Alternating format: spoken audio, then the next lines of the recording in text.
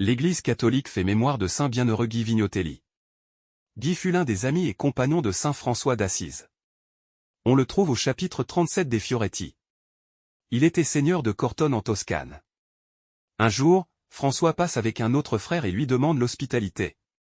Il les reçoit avec grande courtoisie, leur lave et embrasse les pieds, leur offre un repas succulent et propose de se mettre à leur service.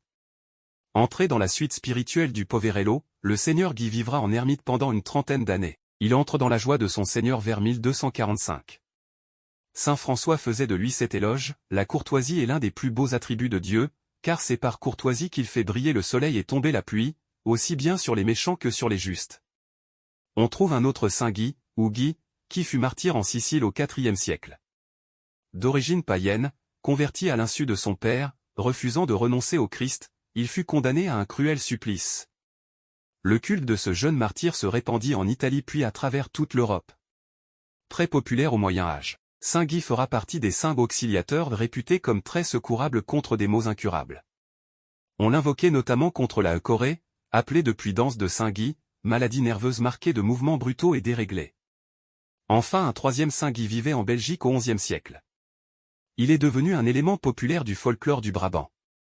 Saint Guy est un saint patron polyvalent à la fois des laboureurs, des cochers et des carrossiers mais d'abord des sacristains. C'était son travail à Notre-Dame de la Quenne près de Bruxelles. Sa popularité dans le monde rural vint du fait que sa tombe, longtemps négligée, fut signalée aux paysans par des animaux qui s'arrêtaient près de sa sépulture.